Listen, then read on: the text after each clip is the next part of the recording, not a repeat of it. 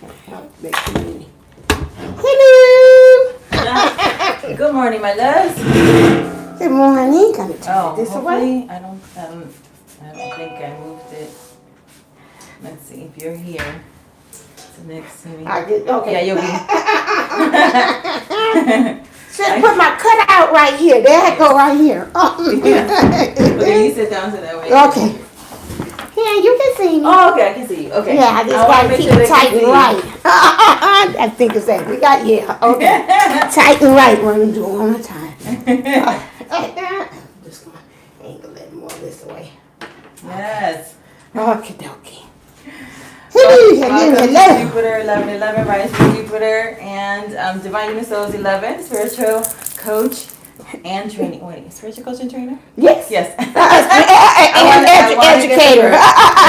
Educator. Yes. Hi, Vic. Good morning. Hi, Sparkle Alexander. Vic, the topic's going to be today. It was led by Spirit to release the fear. This is actually 229. It is a quantum leap year for you, and so while Miss Divine here was meditating, she got the ping from the powers that be that there is so much fear in the twin flame community. And so I'm going to be doing some chakra light language around different aspects of fear today to release that. We'll have a chat about what's going on in the energies, in the ethers, and what's coming for you, what's for us as a twin flame community this year. So we'll be tapping into those kind of things. Thank you so much for asking the question. I'm just going to go ahead. Hi, Holy World. How are you? So nice to see you. If you're coming in live, please feel free to talk amongst yourselves in the chat. Just keep it. There's a house rule, right? Keep it clean and keep it on topic. Right. There's no bashing of anyone. You don't bash yourself. You don't bash the DMs. You don't bash the karmics. Right. Just because there's not a good energy for you to be in, we need to be in this love and light energy. Yes. It doesn't mean that, obviously, right, we're going to be talking about fear today and other aspects of the quantum leap year for you, but we want to make sure that you're in a receiving mode, and to stay in a receiving mode, you need to be in an open, loving mode, so just stay in that mode. Good morning, my besties on here. Hey, Les. Good morning. So yes, I got divided. This morning was really interesting because before you came in, I can tell like the spirit and angels that today we're not like alone. I think really like it's really heavy and open for a lot of channeling of other spirits and things. So you can really heavily rely. I know they said the 50 has really opened up. So you can really do a lot of communications that way. So kind of keep that in mind, which means you have that extra support. So that's what that's coming from. And so for you to understand that while the first 3 months, I told you all before, is very crucial and important that you put intentional as far as how you want the rest of the year to be. It's clearing house time because you don't want to really continue on with the year 2020 with that same energy that you had in 2019, and you want to really start off fresh. And so it's like a lot of good things that the spirit and the universe and the powers that be have in store for you. So it's very important that you set the intentions and you move within those intentions as well. I know now I've been working with myself in a new energy of understanding. You allow, you trust, you believe, you receive, but you got to know. And you have to know intentionally as far as where do you see yourself going for the rest of this year. It's okay for you to set the intentions, but you got to know it. It's like it's got to be in your being. It's got to be in your core, your DNA, your spiritual DNA, that's who you are and that's what you know that you're about. I keep on hearing the song from the movie Harriet that's about freedom. And I know with this being the end of Black History Month as well, just really understanding also the heritage and the family and your lineage too is very important as far as with this, because us as twin flames, we're not just here is on mission just for ourselves, but what's being led for me is that also is ancestral too, which means how are we taking what our forefathers, our parents, our ancestors did, and how we're taking what they're doing and doing greater works within this year. So that's what I've been really spirit led here lately is like, like really seeing what things that they did wrong or what things that maybe they have poured into me, and taking that energy and spinning it and saying, now I'm going to go ahead and do greater and better works than they did. Mm-hmm. And that's the thing, is when we think about the greater and better works, even the light worker of all time told us the same thing, right? That Right. we're supposed to do greater and greater works than he did. And we're like, man, we're just trying to catch up to do some of that. Not just the 20% of what you do with the world. Right. I wanted to say happy birthday to Nisi J. Happy birthday to you. Happy birthday to you. Cha cha cha. Happy birthday, dear Nisi. Happy birthday to you. I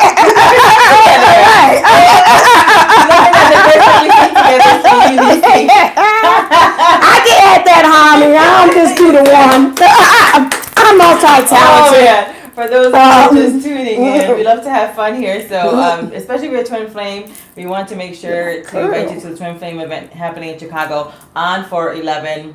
You can find out more at risewithjupiter.com. Wanted to say hello to Cosmic Witch Steffi Pie 1. Hi, Steffi Pie. How are you? So nice to see you. And so we're going to be talking about maybe different aspects of fear. Maybe we can do maybe the Black Mirror one. Oh, fear. okay. Yes. And so we'll go through different aspects of different fears that are happening. I did put in the things like your leap year and, your money, your love, and your family dynamics, because that's really it. And when Divine was talking about, she said 5D, what I heard was 50. And so 50 for me is the number of Jubilee, means all debts are canceled. Mm-hmm. So when you're thinking about debts, right, the karmic debts that probably were pushed on you, and that's part of the greater works too, to be able to release the karmic debts, to being able to move freely into those greater works that we were designed to do. That's the thing, is we're designed on purpose for a purpose, and now this is a perfect time. This is your own portal that's opening up today, that this is the beginning of a quantum year. And so how do you want to do that? One of the ways is we're going to talk about different kinds of fears and then talk you through them. I also have, for those in the February Prayer Academy, and I think I might put it in the shop because it's so dynamic. I did a heart chakra rewriting in your heart, because the good book tells us that guard your heart with all diligence, because out of it are the issues or the boundaries or the limitations of your life. And so when we're releasing the fear, now the fear is gone, but now we have to put something else into it. So I probably, for those who are not in the February Prayer Academy, you can go get that resource and download it when we're done here. But it's a dynamic resource. It's a guided meditation where you can go ahead and you just follow along, and it's going to get down to the root of some things, and it's going to actually pull it out of you and then put in the new belief system. Because we always end up resonating, and we always out what we believe about ourselves. So that's why, you've seen those people who are not very good looking, but they believe that they are. Oh, God. So when they walk in the room, it's just like, then you have to question yourself. Maybe you are good looking. They right. They have this identity. Let me put my glasses on. Why do you have Hold on. You've seen that, right? And sometimes you even see that with alpha men, where they just believe that they're the shizzle, and they walk into the room like, I am the alpha in the room, and they may not be the best, the best looking person. But even scientifically, what happens is that when there's an alpha in the room, the alpha with the strongest resonance, women will look, because females are designed to look for the alpha.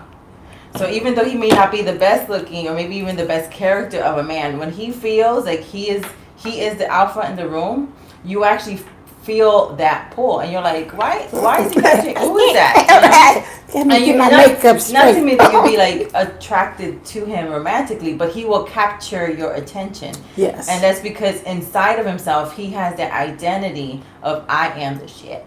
Right. The mother's home. I don't want to swear. She swears more than I do. I want her to continue to believe the identity that I want to resonate, that I'm a good influence on her daughter. You about to say, will you please teach her to swear? that's the thing with the resonance, right? Because it's always the self-identity. So you can do a lot of things with affirmations, and that's why a lot of times affirmations don't work, because you're mentally ascending to it. So in the moment, in a conscious state, if you are meditating on it, as long as you're conscious of the affirmation, you will move toward the fulfillment of that affirmation. However, once you go back into neutral and you're no longer thinking about that affirmation, you will always default to the belief system in your heart.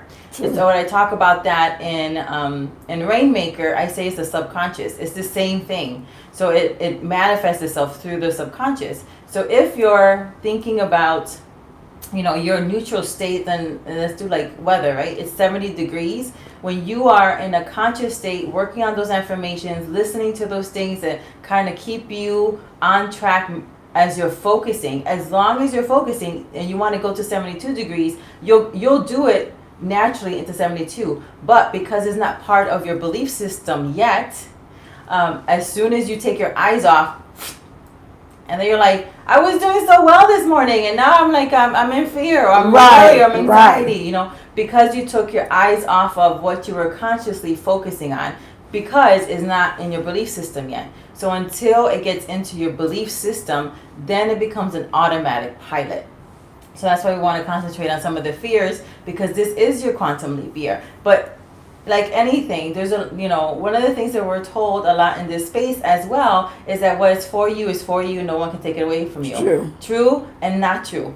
So it's true because think of it in a trust fund, but you still have to allow some things in. That's why I say you have trust, to still pull it allow, in yourself. Believe. You have it's the belief, again, the belief system. What you believe is true for you is going to happen to you. And you're already experiencing it by default, not by design. So these things that are for you, yes, they're for you and they're kept safe for you, but you have to draw them out. And the what you want to think about is that you want to go to the grave with your trust fund empty. There is so much stuff for you in your path that you are fully resourced with everything that you can ever want or desire, and you want to be able to just draw out from that heavenly trust fund. So when you hit the grave, you've actually depleted everything that was created for you. What you don't want to find out is that the other side, they show you the trust fund and you go in and you find, ooh, I forgot to turn that off. So, right, but still divine truth, right? So you don't want to go into the other side and they're like, oh, and this by the way is the room. And then we're talk about crying, and gnashing of teeth, and you walk into the room full of resources that was designed for you to have, that you never tapped into because you allowed the false energy and the false evidence appearing real to you to stop you from receiving everything that belongs to you by divine right. And so that's why we're going to be talking about fear. That's why I'll release the heart thing for you so you can rewrite your heart. Those heart belief systems is the dynamic guided meditation. And it's really going to assist you to do that today. Yeah, it's so funny. I done seen 2 black cats walk past here.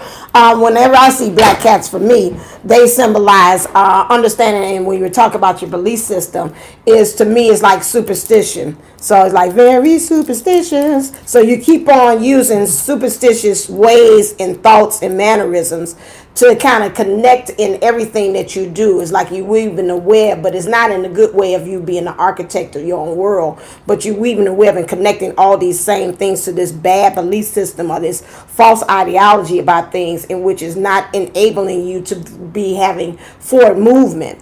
It's important. That's why I say it goes right back to that core belief of me. You've got to allow, you have to trust. Trust is a big thing about that, and I keep on going back and forth with that, saying I'm going to do the workshop on it when I have time, because that's something, once we get past that fear, you can have it, but then if you don't trust the process, if you don't trust yourself, if you don't trust the people around you, you're going to slide and go right back into that fear aspect. And so that's a big thing. You can believe it as well too, and then you have to also receive it. A lot of times we have problems receiving the information or receiving that is good. We always label it, well, am I good enough? Is it really meant for me? Or, is it really my time? Am I really destined to have those things? And so you got all these running tapes, like a tipper taper, whatever thing at the bottom of the screen that's going along, that's telling you all these other things that you've got to, like she said, about your default setting. You've got to learn how to kind of deplete that,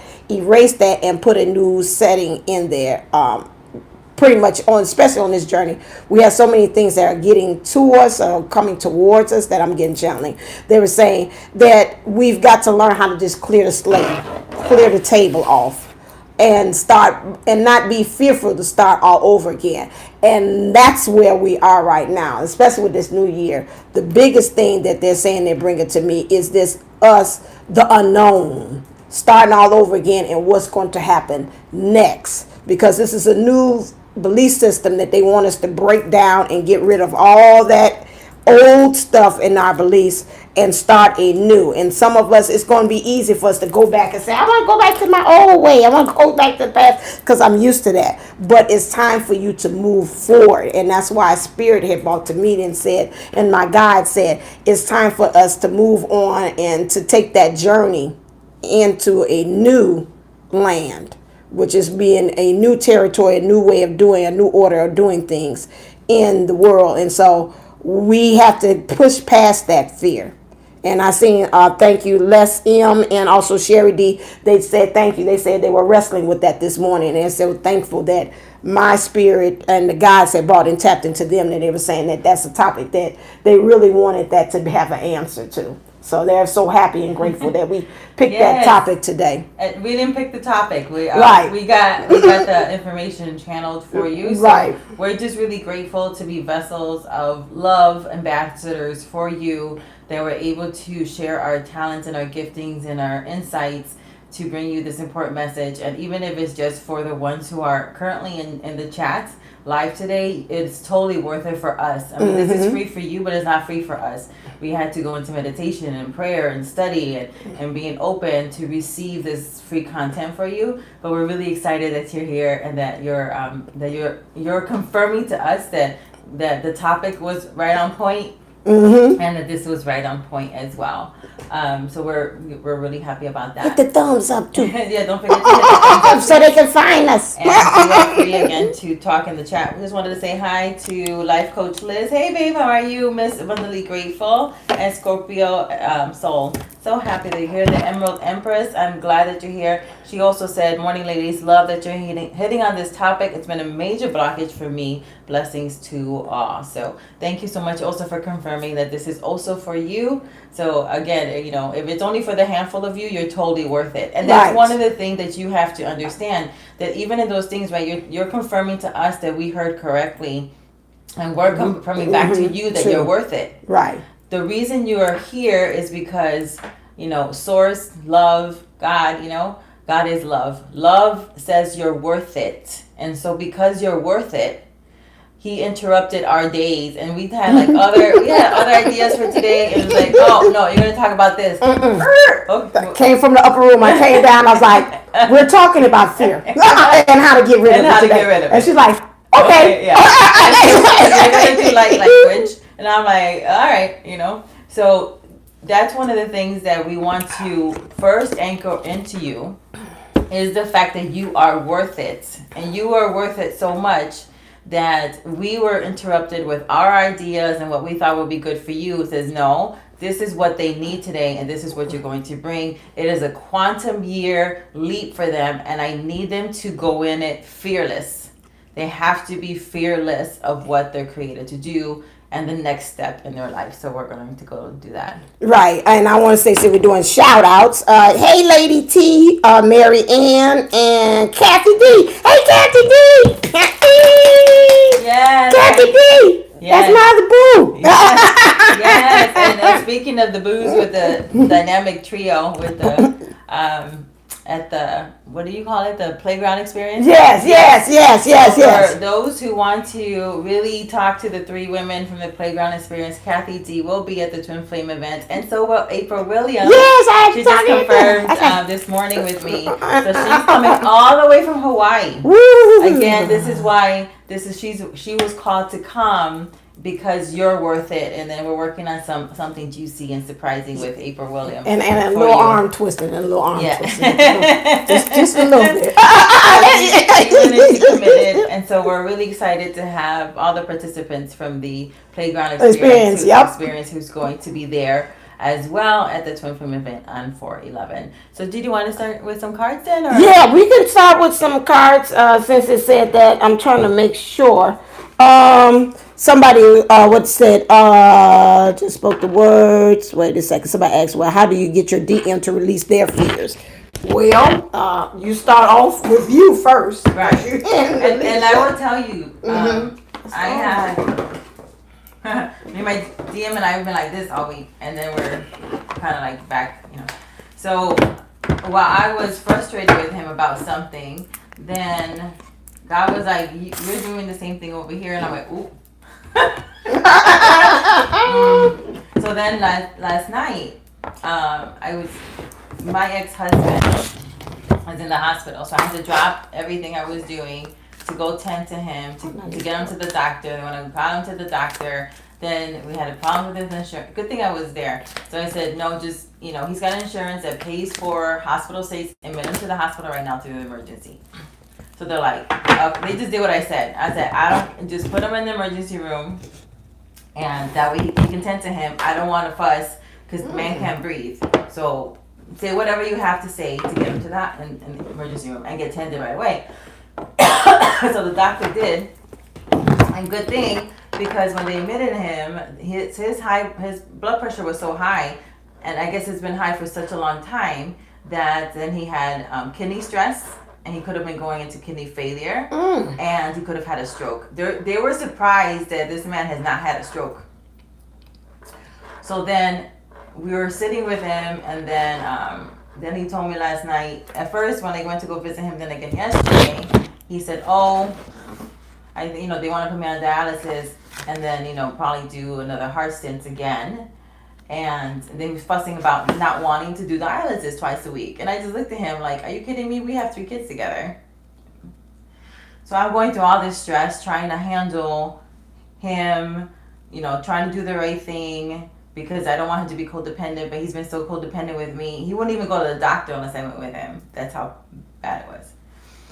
So I said, you have to do whatever you have to do, figure it out. And it almost sounded like he wanted me to say at that moment, well, I'll go with you twice a week. No, I'm not going to go with you twice a week. So I was getting, and frustrated, and what am I going to do, and what's the right thing here? And then last night he called, and he said, and he just, I guess, had an epiphany. And he was like, you know what? I'll figure it out. I have to get to dialysis because I don't want to die. And I said, good. I'm glad, and I'll be praying, but you need to do what you needed to do. And so then when I was like in a place of brokenness, and DM came over, and then when he's talking, I said something, going back to the point of how do you do it, right? I know it sounds like I'm doing a rabbit hole, but I always come back to the point. So then I was telling all this to my DM and talking to him about some other things, and I'm like, having the ugly cry, and I have like big crocodile tears coming down my face. And he's like trying to stay like unemotional while he's watching me cry. Like, no, I gotta stay strong, And I said something, and I noticed in his face, when I said something, he said, yeah, me too. I understand that, because he's going through the same thing. So what I've noticed, like what she was saying, just to confirm, is that when I'm going through something and I have that breakthrough, because of our relationship now, because we're in the 3D together, it probably moves a lot faster. But because he's watching me and I have that breakthrough, it then think of it like it's building an edifice of energy around him to do the same thing. Like, oh, she did it, she broke through, that means I could too. It actually feeds their solar chakra to have courage and to move forward. energetically, even when he wasn't around and he didn't know what I was going through, or because I didn't want to tell him what I was going through because I didn't want to burden him. When I had the breakthrough, I would find out later that he did as well. So you always want to focus on yourself, because when you have your breakthrough, and it doesn't have to be the same kind of fear, but it can just be something that's rooted in you, and something's rooted in him, and when you're set free, then he is. It's the same. Think of it the same. You're like, well, I don't even know if that actually works. Okay, I'm hearing some of you. You're either here or you're in replay, and I can hear you already because there is no time and space. So the question now that's coming up is, how do I know that's even real? Okay, we have a lot of proof, especially in athletics. There was a time where people didn't do a minute mile, and so the first person that broke that record, it was like, ooh, they had that breakthrough. But then the next year, several people did. And now it's common to do the minute, to run that really, really fast, whatever the time is. So when somebody has that breakthrough, see, they're all athletes. One person broke through and then it echoed. And the energy went out like, oh, they did it. Now that means it's possible for me too. And then a couple other people did it, and now it's the norm. But that happens a lot in athletics, where we see that, but we don't equate that energetically. We are always shown things in the natural to explain what's happening in the 5D, in the spirit, and the quantum field. So when you're not sure of something, just sit back and like, where do I see this happening in the 3D? But we see it a lot, like I said, in athletes, where they break records, and then over a period of time, in a short time, it becomes the norm. So because you're connected with your person, when you break through, it ricochets. There's just like this big boom also in his sphere. And yes, I think sometimes we put too much emphasis on free will. They're like, he has a free will. Yeah, but if Source is using a ping pong to get him into place, how much free will is he actually having? Like, where do you think he's going? What? Tower. No, we're just going to ping pong the tower right. You go to the right thing. What's that arcade game that's like that you play and you make the ball go ding and you hit it on the side? I can see it. It's like that. That's ping pong. That's the ping pong thing? Yeah. Okay, yeah. It goes ding and you go there. And the board hits it to go this way and the board that way, yeah. Yeah, that's what I'm seeing. It's like, oh, I thought I was going left. No, I'm going right. I'm going left. No, I'm going right. Right. He's like, let's do that again. And then you see the ball ricocheting, and then you have to pull it back and and do all these things to make the ball go where you want it to go. Right. And then after a while, the spirit said, "Now, how's that working out for you?" Right. You got to come right on back to what I told you to do it before. On that one, you have to picture it also like a mirror. Everything, and that's funny. In the cards that I picked is saying it in here. Let me see that. It says it in there. That because spirit, I was like, I don't want to bring this set of cards. It was like, no, bring that set of cards up. Called the Light Worker Oracle, just in case, because I know sometimes people I like to do that, whatever those cards that you had. Those. You have to picture it like a mirror. Everything is mirror. So you got your right hand up, they have their left hand up. It's the opposite. It might not be the same exact way. Put this on here. It might not be the same exact way in which it's happening, but it does occur. You also have to remember why I said this on my morning drive. I feel like a teacher saying, it's called reteach time, because I already taught this on the morning drive if you all would listen. But my thing is that that's the purpose of the infinity sign. That infinity sign is you as the divine feminine. You go through, you're in leadership. I understand. I can hear some of you say, I'm so tired of being in role of leadership, but you are. They know it because pretty much with the divine masculine energies, there's certain ways that they get information and they receive it. You, on the other hand, as the divine feminine, can be able to take it, run with it, process it, and you understand what you need to do spiritually. With that understanding, when you have those aha towers, those lessons, when they come to you, is for you to take that information, transmute it, and then send it over to the other side, to the divine masculine.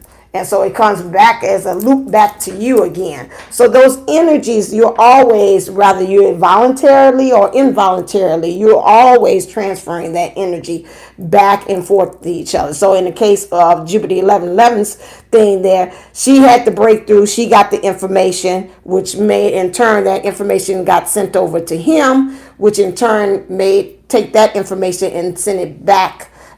She cleaned it. I call it like a washing machine. That's what I call it.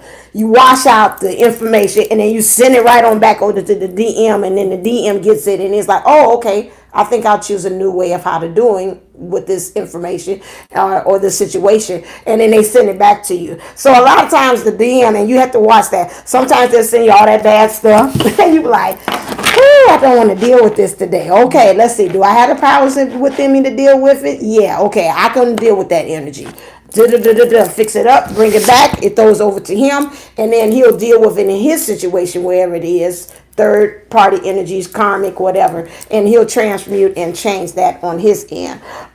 With the cards, there is something else I forgot, but they'll bring it back to me that they have brought to me about the energies. But that's what they really want you to understand. Oh, that's my DM. Just I want you to really truly understand in that information. Sometimes with your DM, you've got to. That's what they're saying about freedom and this fear factor. Sometimes you have to say, no, I'm not going to deal with the energies as well too. That's the place where I'm at. But what I'm doing is a little bit different. But that's part of like the trust and belief too, saying, recognizing, wait, that's not mine, and I've already mastered that. Right. So I'm not going to carry, in essence, your karma into my energetic space because I've already mastered this. So because I've mastered it, I'm sending it back to sender. Right. And I'm blessing you, saying, because I did it, you can too. You have to stand your own ground now. Right. And so that's where I am with my DM. I'm doing it. I said a lot of times with me, I get inspired by movies and music. Anything that's artsy, I can from there. So the movie Ray, I talked about that on the morning drive too. And so where she has this scene where Ray Charles is, as a child, is sitting in the middle of the floor, and he's asking for his mom, and she's cooking something at the stove, and she went to go to turn to him to go help him, and something within her said, no, just let him find his way on his own. And you can see him process the world around him. He started hearing the wagon. He started hearing the water. He started hearing placement of things within him. And so in that lesson, once he seen that, I think he went and he caught a grasshopper that was on the floor. He listened and he's like, what's that sound? He heard it chirping. And he found his way to it, and he picked up the grasshopper and he brought it to his mom, and his mama cried. A lot of the divine feminines right now at the point that we're saying we'd have been through all of the cycles of the things with the DM, and we're at that point to saying now we're like the mother. I want you to kind of find the environment on your own. I want you to find out how you're going to get those resources. The same things that I do, you can do too. And we have to release that fear that's saying, oh, but if I do that, he'll go more heavily into the karmic situation. Or if I do that, he won't talk to me again. Or if I do that, and you've got to go back again, allow, trust, believe, receive, and know. And those things about what's the situation, because we can't keep on sending that bad toxic energy through that loophole of that infinity sign back and forth to each other. We have to go back to what you're saying. Nope. Go over there and you deal with it. And you learn how to manifest it. You learn how to be the divine divinity or your divine masculine self, yourself, or divine feminine. I can hear some say, nah, she's a feminine. Whichever way also, for them to get to that point that they understand that they're powerful. So that's another thing you have to do. Sometimes you just got to stand in your power. You've got to find them. You have to deal with your DM. Let me say this, because I remember one time I did to a psychic, and she gave me all the different kind of information that was wrong, and it looked like it messed it way worse than what it was in the beginning. I'm like, why did I listen to you? Go with what your heart says. You'll know. if what I'm giving is too much, or if you're not really ready to release. You have to do things at time. That's what it's divine timing. Everything has its own timing. You'll feel it, because sometimes if you do it against your heart or your mind, it's not gonna, you'll find yourself not really in agreement. That's just like when you're dieting. You're like, okay, I'm gonna go on a diet today. And if your mindset and everything is not followed through and not ready for you to be able to diet, you'll find yourself cheating. Like, okay, I'm just gonna have this little bit of cake with this Starbucks today. Okay, no, and then before you know, you're going to McDonald's, you're getting the fries and the and the sweet tea. They come out of the Right, and you're like, that's just a little bit, and then see, but your mindset wasn't right. Your mindset wasn't right. So that's what you have to, to get yourself in the mindset ready to do that. And you got to release that fear about the results. That's another thing. That's what the fear of the results. We are looking at the attachment. What happened? What happened if I do this? He's going to do this, or she's going to do that, or how's it going to turn out? We just have to, the spirit wants us to know, you've got to baby step, you got to step out on faith, and just know that the universe has your back regardless. I was talking to David at Divine Universe, that's you, Soul Mission, and him and I were talking about being in the now. And so when we start getting into fear is because we're not in the now, because now faith is.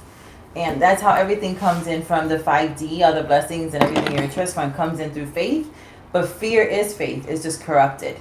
And so where you're putting your focus on is what's going to be drawn to you, because your focus is a form of allowance. You don't even have to vocalize it, because your focus is allowing it. That's why your third eye and making sure that you keep your thoughts under control is so important. And so when if you can stay in the now, when your fear is rising, worry is rising, anxiety, they're all cousins. Anxiety is rising. It's because either you're not in the now, because in the moment, this second right now, you're fully resourced.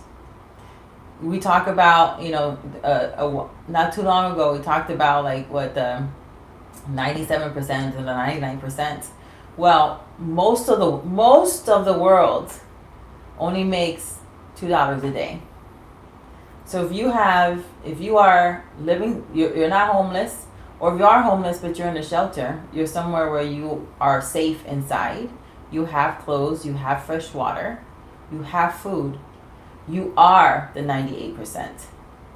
And so that's why gratitude is so important, because if you stay in the now saying, okay, what do I have resource now?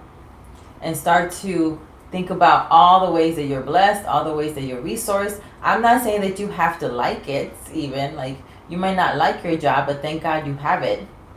Because even in having that job that you have that you say you don't like, it is a form to get you resourced. And you are making more per hour than most people in the world are making per day. So if you stay in the now, it starts to then disempower fear and worry, anxiety, because a lot of those things you're either going to be in worry or anxiety because you're either thinking about the past and now you're bringing it into the present, or you're using vain imaginations, which means they are they're twisted, and so they actually don't bring you any benefit, because you are creating scenarios that hasn't even happened yet. True. And the thing is, your brain doesn't know the difference. Your brain doesn't know that what you're thinking about actually never happened. It never happened, and most times it's not going to happen. But your brain thinks that it's happening because it doesn't know the difference between reality and imagination. So when you are imagining the worst case scenario, your brain is like, oh, is that what's happening right now? And so we start to secrete those stress hormones that make you sick, that keep you bloated, gassy, that'll keep you, with high blood pressure and all these other things that happen because you're flooding your body with stress hormones. Now you have stress hormones because they are there for you to leverage and to benefit you, but not in that space. So now you are misusing the chemicals of the stress hormones that are supposed to be for your benefit and now you've corrupted them by allowing worry and fear to be your focus. In the moment, if you can remember when you start having that, think, okay, let me just step back for a couple seconds. Right now, in this moment, I am safe. In this moment right now, I am loved. And name all the people who gave you a cup of love, even if it was a person in thank you the grocery store who chatted with you, somebody who helped you at the store, somebody who smiled at you, they opened the door for you, right? Somebody who gave you favor that day. Think about the people, your best friends. Whether you talk to your best friend that day or not, your best friend is always giving you cups of love. And so when you start getting into these other energies that are they're like false mirrors, right? They want you distracted with the possibility of failure, because the more you think about it, where the mind goes, the man follows. So if you keep on thinking of worst case scenarios, of things not working out, then what it does is that, again, your body's always trying to get you into union. So it's going to flood chemicals to your frontal cortex. It's going to drop your IQ 15 points. So now you're not even in your thinking capacity.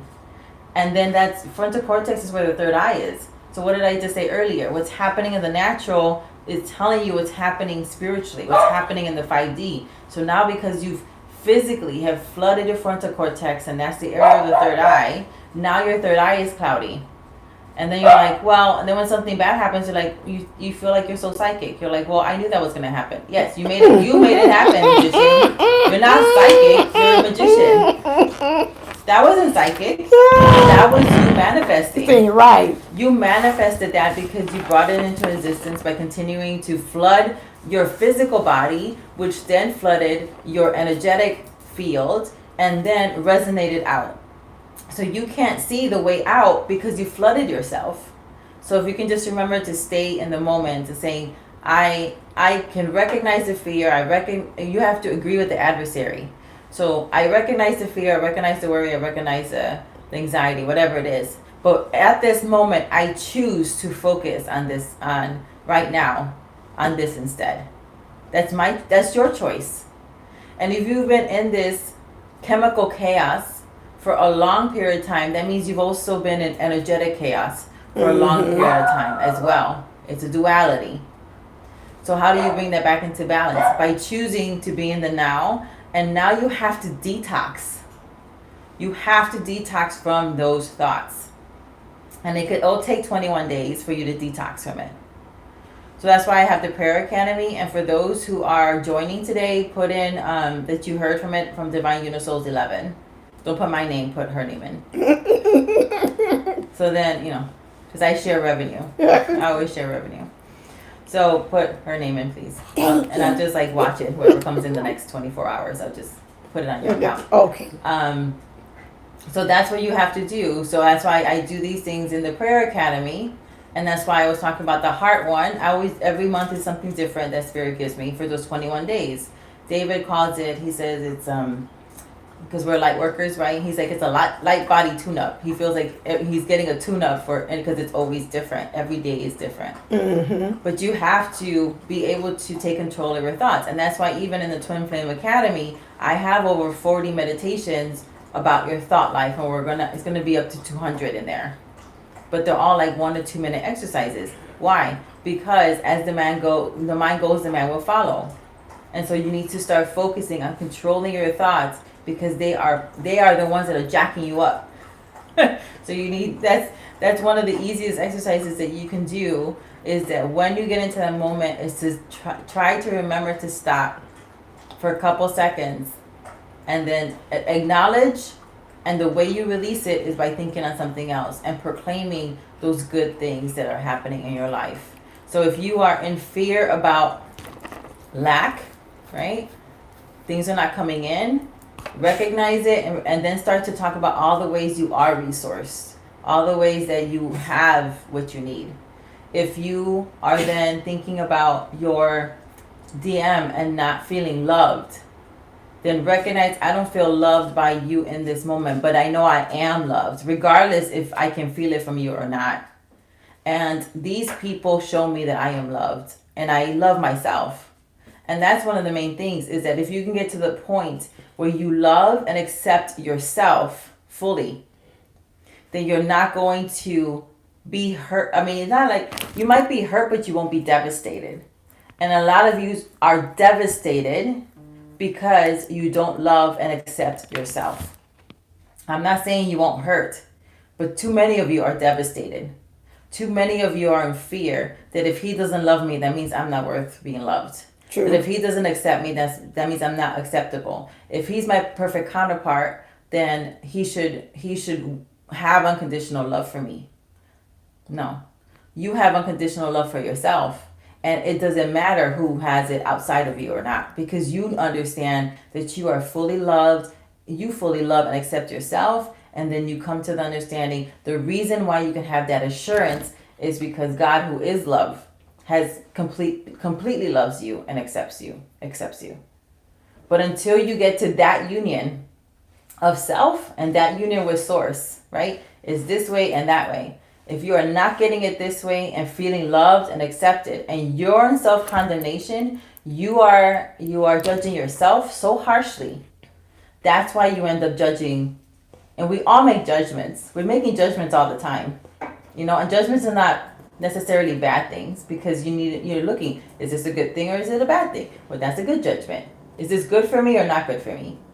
But if you are continually condemning yourself, by our words we are justified, and by our words we are condemned. We condemn ourselves continually, and then that plays out, especially with our person. So when you get to the point where you love yourself and you accept yourself fully, and you're not going to get it 100% of the time, and that's okay. You give yourself grace for that. It's like, well, I was really hard on myself. I shouldn't be. I forgive myself. Let me not be so hard on myself. But you have that fear too. And that has to be extinguished, because it's stopping you from receiving the other things. It's not just about your person. It's like what's manifesting with your person. Those blocks with your person are also blocking other things in that space to you. It's not just there. It's in other places too.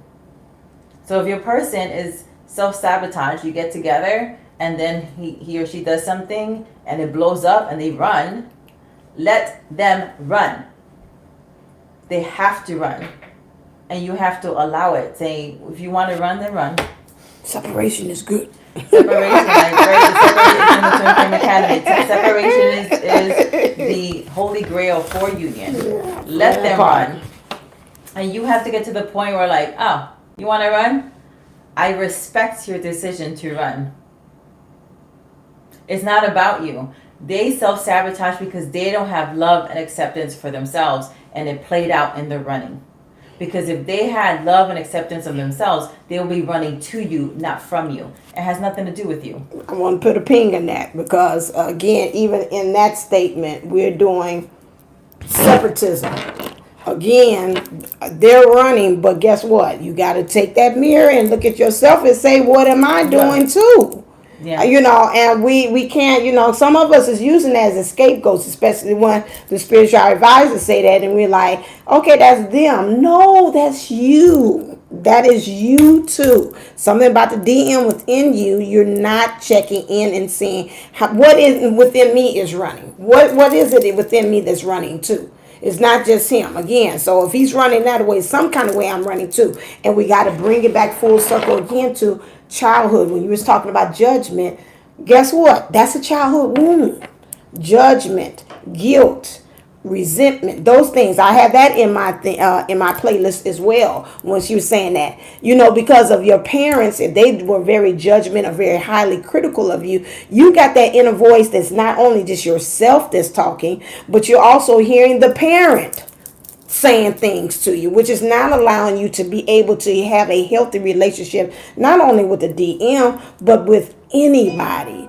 So thank you for confirmation. So my thing is that we got to remember to bring that back full circle again too. As far as we got to take introspection of that, it might not even be. I hear some say, "Well, it's not my child." Like my mom say, "I had a stellar childhood. My childhood don't have nothing to do with that." Okay, but some kind of way in your past experiences, you're bringing that also into the table as far as judgment of how you view yourself and in the world as well. So when we're talking about the fear factor, as I see it like the show. Right. Like, you are not putting spiders. Right, and how the universe brings all those things. It's also when they have those fear factor things in those tower moments. A lot of times we would put out, no, not the towers, but those tower moments are needed. The aha moments are needed because at the end of the tunnel, you'll become more stronger and have a more strong reserve in knowing as far as where you need to actually go.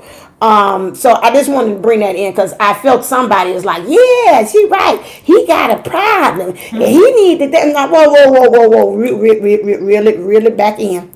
Really back in. No. It's not always about Bob. It's you too. And that's how you can tell. And that's how you can tell. Really, are you in that space? Because if every time he does something, you blame it back on him. Like, no, it's always him. It's always him. It's always him. Mm-hmm. You're like, okay, you're pointing the finger, and 3 are pointing back at you. Right. So if you're in the space of it's always him, then you know that's exactly where you're at, and you have to know yourself because if you've already broken through and you were running and you stopped running for whatever that was, and then he runs or she runs, then you have to say, okay, ask the question, what am I running from, and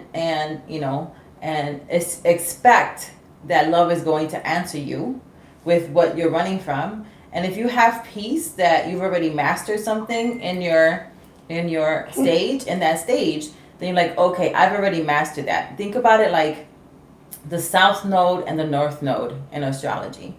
So the south node has to do, you've already mastered something and you're walking that mastery out. And the north node is like you are mastering and you're on that path. So he might be in the north node of that, mastering what you've already mastered. But what's the benefit of that? If you recognize it and you're like, oh, I've already kind of mastered that right now in this time, then you know how to intercede and pray for them and have compassion because you're like, oh, I see what you're doing because I've already done that. I've just broken through that. So I know how to stand my ground and send you the right kind of love and light because I know exactly what you're going through. Right. And I would say also with that understanding that, like you said, this is acceptance as to where you are. They're sending me another one. They jammed 2 messages at the same I know, you're like, time. And I'm like, wait a second, what's that? They twin light. I'm like, wait a second, that other thought. It'll come to me. Maybe say, go to the cars. He'll bring it back to me. He can't because I'm like, what the thought? It was right there and it just went away. Let me go to the cars. I think that's what they're saying. Go to the cars. We'll bring it back to you. So, I right. got the number 44 and I was inspired to look it up. So the angel number 44 means, which is so beautiful with that card. It says, it's a sign your angels are very close, giving you the strength and energy to endure possible obstacles. Right? It's a master number symbolizing balance, achievement, and self-discipline. Also, when I see 44, for me, when I see it, it's an 8, which means 8 to me, again, is that infinity sign. Right. But it's it also reminds me of it's a new beginning. And we're talking about releasing this fear because it's your leap year. So I thought, for the first card, that was, That was interesting. And for me, when I see the number 8, I think about harmony because they have that balance. So for me, that's what it is. But I was saying, and it brought me back to me. I was like, come on now, bring it back. It's like, come on. So it was saying that, you know what, the true litmus test for you to know if you've done the work is the way of how it shows up on the other end, which is through your DM or your divine counterpart. That's the same thing, either with the things and what I'm going with the DM.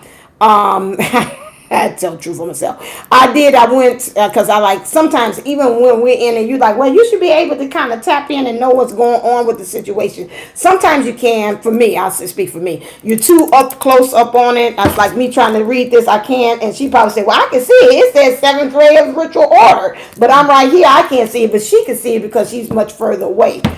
from it. And so I did try to get some kind of like counseling, somebody on the outside to try to help me out. That didn't really work at all. That's why I say you got to kind of watch it, because again, everybody's not on that same level as you are, because you got different levels. She's like, I'm a twin flame too. I'm like, yeah, but you ain't where I'm at. I think I've ascended your level where you at twin flaming this. But she was saying so many things that I was supposed to have done with the DM. And so my thing is the understanding that when we're going through the process with the divine masculine, sometimes we have to get to the point that we have to accept them like where they are at this point, but we have to also understand that we have to respect what we are, what we need too. And so where I'm at with him is now I expressed to him what things I needed for him to show up right now, because I can't really with his karmic situation or his 3/3 energies that he has.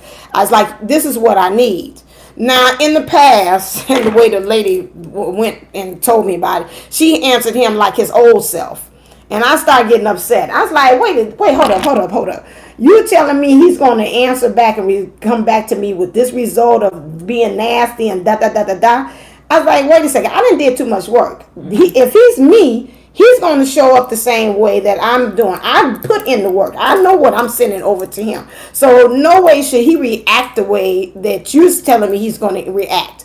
So in that moment, I shift that. I said, no, that's not our experience. When I talked to him, he was pretty much mirroring the same emotions that I had. The overfeel, the love, the crying. He in turn did the same thing, the overfeel, the crying, and saying, I accept, I understand what you're saying, I get what you're saying. And I could tell that it resonated with him. So that lets me know that I did the work, because if I was in not my spiritual mature self, he would have in turn reacted a whole different way, like the old way, like we were, I say, speaking fluent karmic. And I would have spoke fluent karmic on this side of the infinity side, and we would have just kept on keeping those energies going back and forth between us. But because I had did the work, it in turn made him to do the work to answer and reply back to me and respond in a whole different way. Instead of me reacting and he reacting, we responded and he responded. And that's how you know you did the work. That's just a living proof, a litmus test that lets you know you have been doing the work. You can't cheat on this journey. We might want to. I'm like, show me something. No, I can't. Excuse me, give me the cheat. What's the answer? But you can't cheat on this. You know, no matter how you want to, you just can't. You can't cheat. You can't, like you said, it's free will. They came to me about the free will too. It was a different aspect. It's like it's not the free will. I think we misunderstood what they meant by free will. It's not like you going ahead and do it, but we give you the free will that bring it to me of discovery to experience for you to come right back onto the path in which you're supposed to go. It's almost like a playground experience, but you still in doing those things. They brought to me this morning, even with the DM.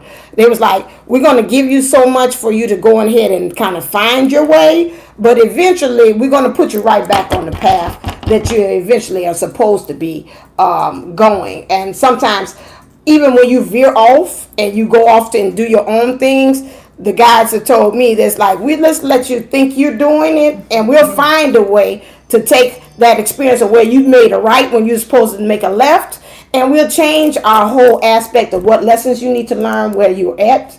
We'll change the people and bring you so they can bring you to go right back onto the path. You have to remember, again, just like light does not travel in a straight line. Light goes up and down, on the path, off the path, on the path, off the path. And we've even said that on both of our channels about how sometimes you might have to take the side streets, sometimes you might have to take the main streets to go on where you, but you're going to still eventually get on that path. And so again, even when you talk about the free will experience, it's like explore, but you're going to get right back on there. So that's funny that they brought that on with today with the seventh ray of ritual order and ceremony.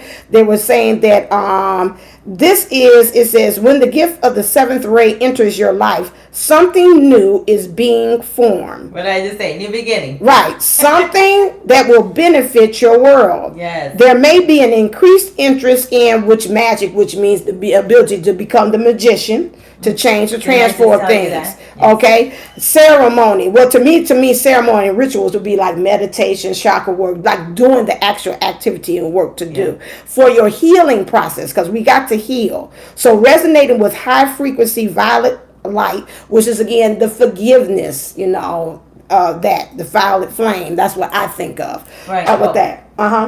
Speaking of forgiveness, so there was a question saying, "Well, how much should we forgive?" And it was interesting because 70 times 7. 70 times 7. So in the good book, there was an apostle asked a light worker. He said something happened, and he's just like, "Well, how many times should I forgive him? 7 times." So that was kind of like, think about like he's giving a side eye to somebody there. Like, I've already forgiven this fool. Like 7 times. I'm done. I don't want to forgive him anymore. No. Basically, what was that? And then light worker says, no, 70 times 7.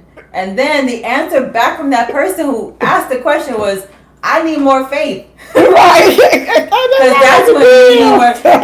You're probably never going to need more faith than when you have to forgive somebody who's really done you wrong. Yeah. And you need that grace to come on you to release it. Forgiveness is about, it says, forgiveness in the root means to send away. So what are you doing when you forgive? You're sending away the offense. You are canceling out their karmic debt, because you're saying you no longer owe me anything and I release you from that karmic debt. But because you don't want to keep that unforgiveness in you, because it messes up your body, which then messes up your light body, which messes up your energetic field. And that's why forgiveness is so important. Right. Oh, I felt this right in my heart chakra, a lot of love being sent. And so I send that back out to you. Yes.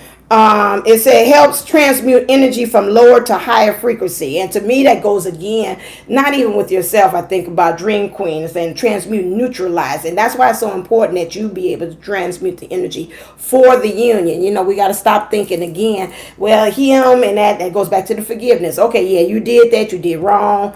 X, Y, and Z, yada, yada, yada, yada. Okay, still, but you are another extension of me. So I have no problem in doing the work to transmute the energy from the lower, which he sends over to you, and you send it back to them to the higher frequency. It is a spiritual cleansing agent that allows the truth of spiritual freedom. That's why I said I kept on hearing the song freedom. That's it. Empowerment and choice to be seen and felt, restoring hope and joy to the heart. And they say right now at the time that we're in, all humanity is being affected by it. The seventh ray. The seventh ray is the push-pull between the old and the new. The life that has been and can no longer continue in that form. I talked about that in my channel rant. Right, confirmation. Yeah. And a new life that wants to evolve from the old. It honors traditions and ancestral wisdom that serves new life. I said that earlier. When the seventh ray enters your life, you are asked to balance your attachment to what has been with an openness to the new. It is a time to fiercely question what has been, honor that continues to hold value for you, and dismiss what no longer serves you. That's enough right there. I'm not even going. It's got like pages and pages. Maybe, I don't know. I'll take a picture on that, and maybe if you have, I'll share it also with Jupiter 1111. And then if you're on our mailing list, you will get this sent to you, pictures of that. So make sure that you get on for mine. It'll be divineunisols11@gmail.com, and yours will be risewithjupiter@gmail.com. Right. So you can go right into our websites and sign up through there. And in my description, I have the link to sign up for my email list. And you want to do that because we're always trying, blessing you guys back with specials and insights and goodies, because we want to empower your life. Right. Did you want me to do the light language at the end? Yeah. Okay. So that was a mouthful. Yeah. That was a mouthful. So let's go into. I know I brought those cards up. Don't try to fake me. Here we go. The dark mirror. What are the energies that we need to work with? Wait a second. I ain't trying to tear this thing loose. Yeah, I did tear it. Whatever. It's a Hercules. I don't know my own strength. Oh, Jesus. I done tore at the box. Clear. Okay, I don't need that.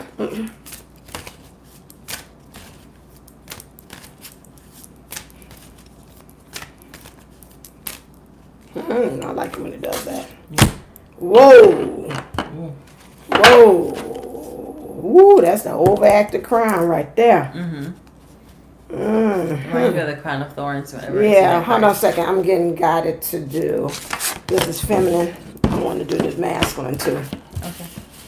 And then that's the masculine. There you go. Told you childhood. Okie dokie. All right, so it's that revenge. I felt you. I felt a lot of you all back there like, nah, I'm on stage. This is collectively, right? This is collective. That's the divine feminine one. So, again, the revenge there, we're talking about eyes are bloody. You can't really see beyond that revenge. So that could go again for past experiences, childhood traumas and wounds. It could also go for what the DM has done as well. But she looked like she's armed and ready. Now, when I see swords and they point it down, that's your truth. But she's got two truths there that's pointing downward and outward. Which to me, when it's down, it means I'm grounded. When it's out like this, it's kind of wavery for me. And so when she's standing in, it looks like this time thing, but it also looks like water. To me, when I see it, it's like a water that has that fog coming there, like CC, and it's like it's swarming around. So you're standing in the fog, which means to me you're not really seeing everything clearly. I'm still picking that up very strongly in your emotions. And that's like saying what I was saying about the frontal cortex, and right? Then you can't see clearly, right? Yeah, you can't see that, and she's got these branches, and to me, that's not a natural place that you will grow branches it's or your roots. Like see how it looks like wings almost, right? But that's like not grounded, right? It's wicked, but that's not where you grow. It's like again your foundation of whatever you grounding or saying your foundation. Why I'm acting this way? Why he gonna get his or she gonna get hers? You coming from is not grounded and rooted in anything, and you trying to fly off in the sin with that. You can't really fly. You can't see this, but you can't really fly and go anywhere. You can't get any ascension. Yes. With that, it's like it's coming through like not and not all of you. So don't get into your feelings about what I'm about to say.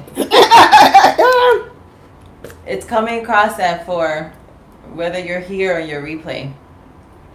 Because you feel like you're such a powerful light worker. Oh. So you're like, well, I'm already doing all the work and I'm a powerful light worker, and not realizing that your own wings are broken. And there's all the stuff that's coming out of you is from your belief systems that has rooted itself in the wrong place. And so saying, well, I'm right and he's wrong. Okay, you can be right and he can be wrong, but without any venom. And if you have venom, whenever you speak about your person, that means there's healing in you that has to be done. Because even in my ex, right? There's not venom in my voice about him. There's frustration. Don't get that missed. There's frustration because he doesn't. Twisted. Yeah, don't get it twisted. Frustration because he's not taking care of himself, and then tries to be codependent to try to pull me in, and that's frustrating to me. But I have no venom when I speak about him. It's frustration because I want him to live, and that's why I'm frustrated. I'm pissed at him because I want him to live, and I want him to be healthy, because I've seen his end from his beginning and he's not cooperating. So I'm frustrated over his decisions. But it's not venom against him. It's frustration and anger because I know his greatness, and it's taken all of this for him to start waking up. So there's a difference. And for some of you, you have this venom of I'm right, I want revenge, let karma get him. And the thing is, when you say it's a ricochet, you can't serve two masters. You can't do that. You can either serve karma or you can serve grace. And you can say, I want karma to bite him.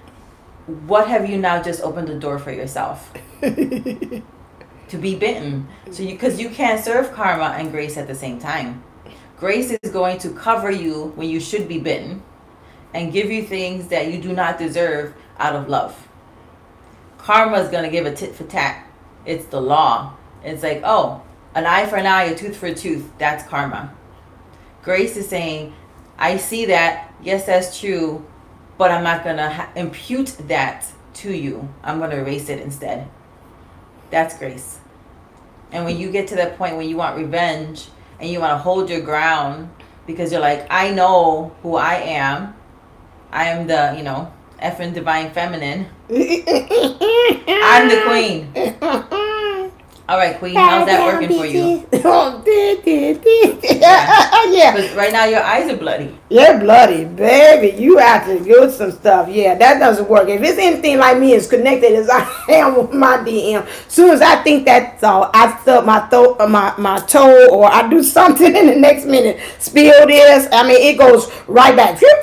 Oh Lord! Wait, hold up. Now that was for you. That wasn't for me. Okay, there. I'm gonna send it again. Oh wait. Oh God, that was all Jesus. Okay, maybe I should stop doing that. So, don't do that. We're not saying anything. That's why I said don't get into your feelings. We've already done those things, and that's why we can recognize it. So Lord. Spirit tells us, we're like, yeah, I've learned that lesson. You see me on my head like I'm just about surrender.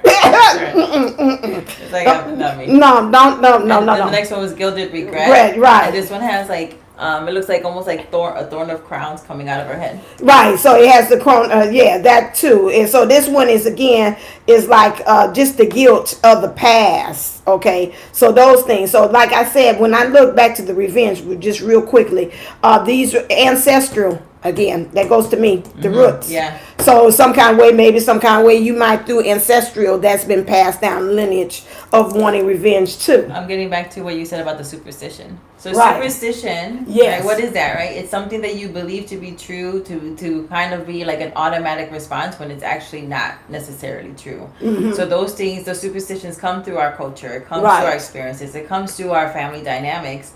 And when you have things like the crown of thorns is like connected to lack and poverty. Mm-hmm. Poverty not only financially, but poverty in spirit and whatever areas.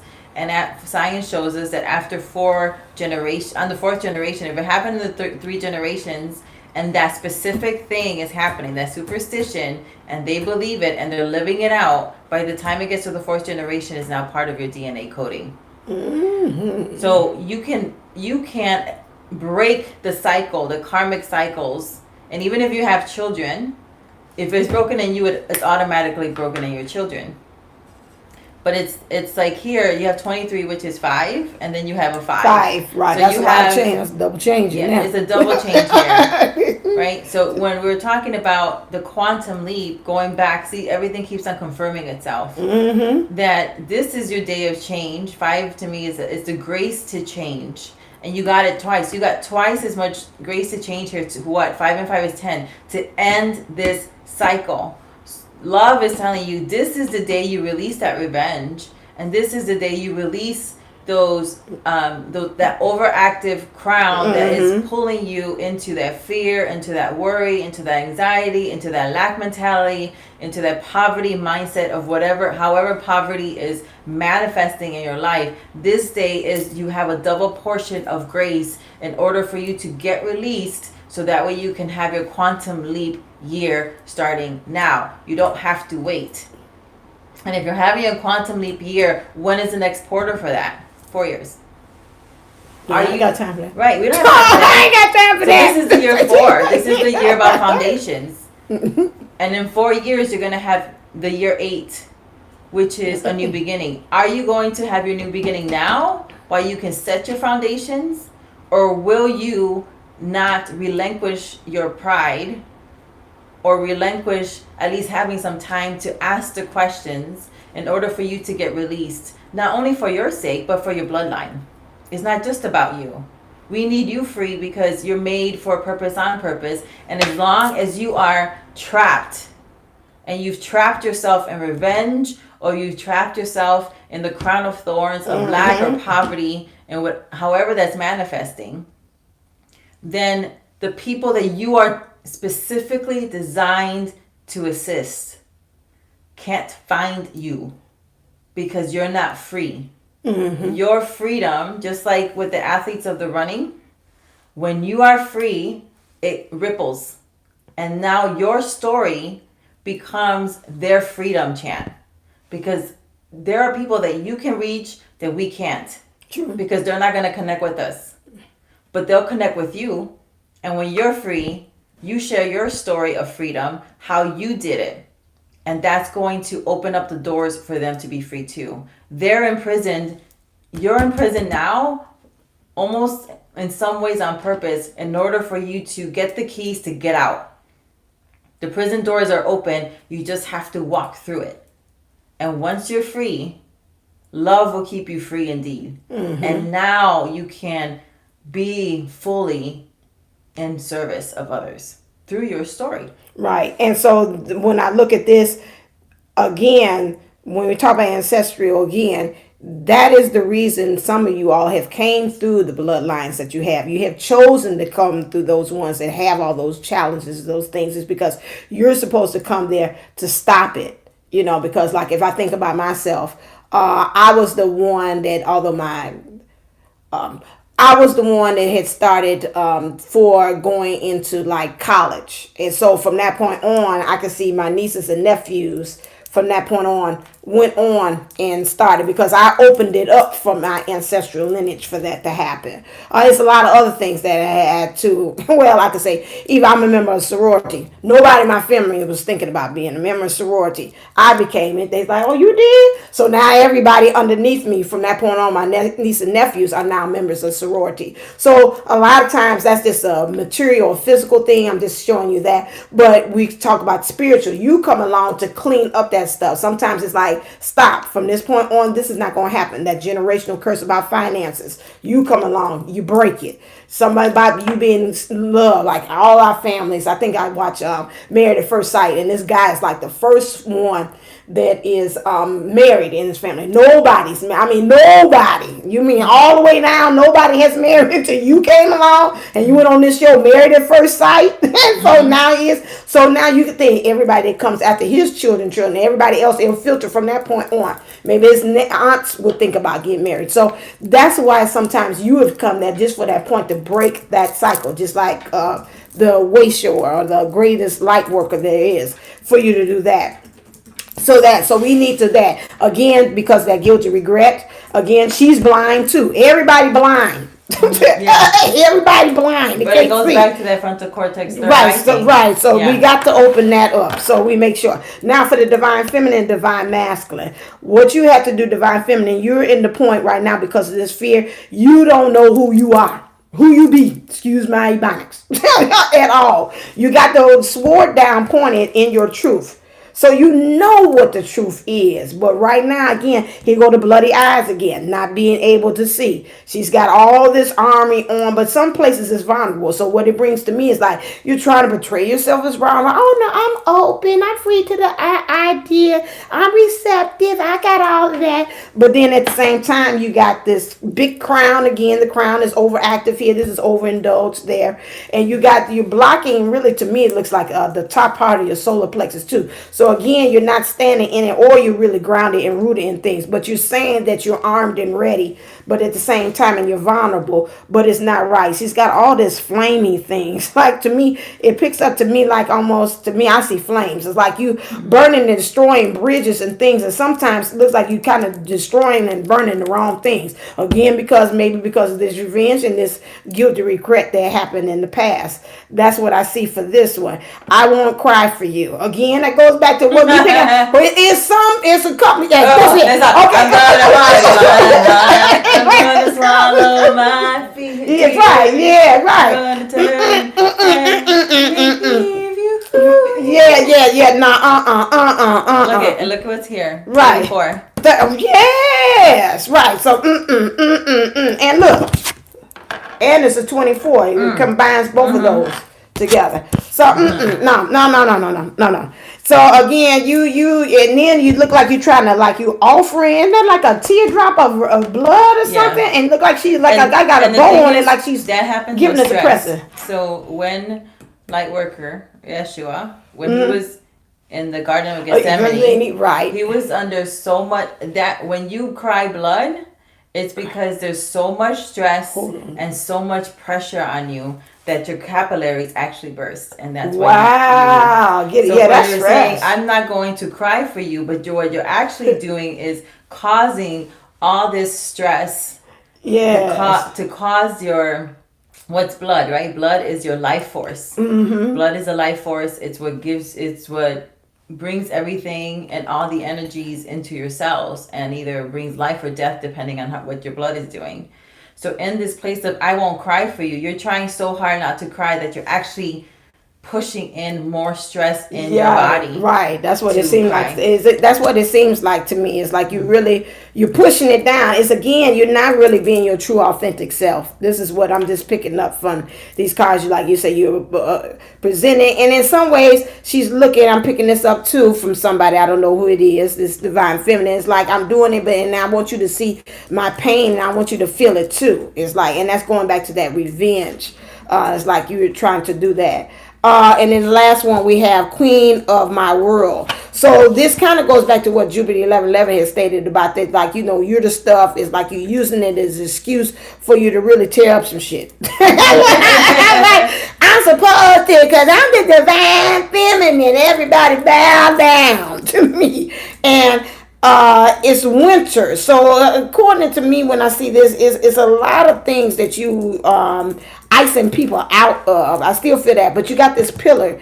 To me, you got to remember, when I see a pillar in the twin flame, that means you're the one that's kind of holding up this foundation and stuff. So you got to watch it when you're in that Elsa mode, where it's like you're freezing everything out, and you've got to kind of thaw that out. I see red here. You got to get grounded and rooted in that, but you also need to know, that bring it to me too, who you are and how powerful you are. These energies that you got here is like, it's not really the true identity, divine feminine, of who you are. You've got to be, they bring it to me too, you got to be careful with the energies, because they're saying that it could be, you could slip over into the karmic side, like into this. And that's what they bring out. It's a song they got from Dream Girls, and it's something like step on something, like you moving on and stepping into another energy, another world. But you got to watch that. That's what they're saying. It's okay for you to say you the stuff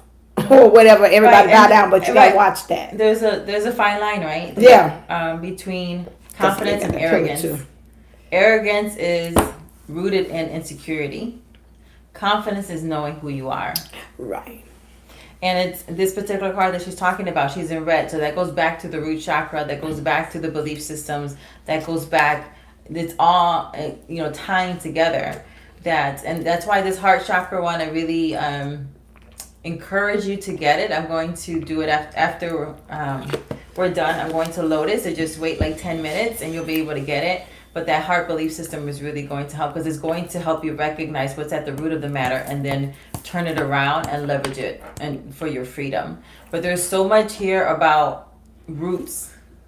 And that's why, even for those of you who had the opportunity, there were dozens and dozens of you who took the opportunity. When I released the root chakra stuff that I did for the February Prayer Academy, I released it for free for the community for a short time.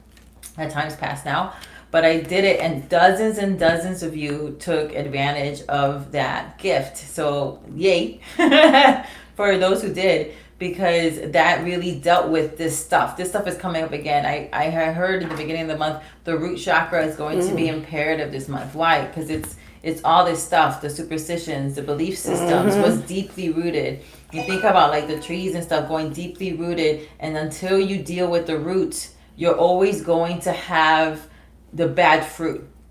If you want a different kind of fruit in your life, you need to then plant a different kind of tree. And some of you are going to have to chop some things down. And that means you're going to have to stand in your truth and in your power, because that's really difficult, especially when you have belief systems that is tied into superstitions, into traditions, into family values of how you see things. And then you start to break away from that system that was nourishing you, then you might have to make some decisions of like, well, that means we can't, they might see you differently, or say, oh, you've really changed, or not want to really talk to you, and all those other things. But those root systems that is keeping you trapped is keeping you trapped. And so which is better, for you to stay trapped or for you to be free?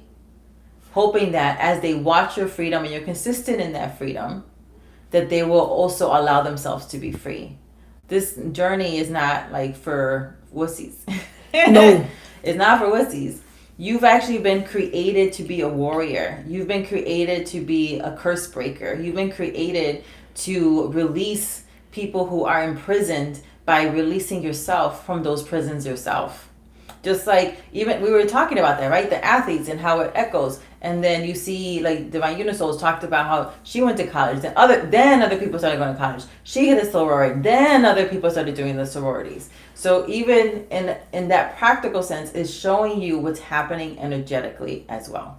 And then the thing is, for those who are waiting for you to break free from your own internal prisons, they're already attached to you, because since you were made on purpose for a purpose. That means when love looked at this timeline and said, okay, all these people are going to be trapped and they're going to be crying out for a solution.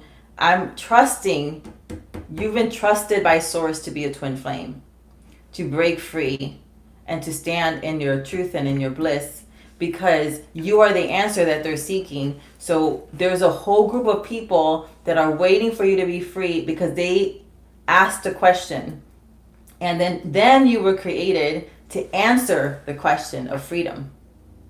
It's not just about your bloodline, it's the other bloodlines that are attached to you, because they're going to be looking for you, because they need that from you. Right. And I would say even your soul family, because I can even think about it, even with myself. I have a house, and everyone I would invite my line sisters over. Now, out of the 5 of us, no, it's all of us. It's only about 1 that doesn't have. I got it. They're like, oh, I want to have one. My other line sister, she went and got her house. My other line sister, she went and got her house. And I think, the other one, she been had a house because she's older than us.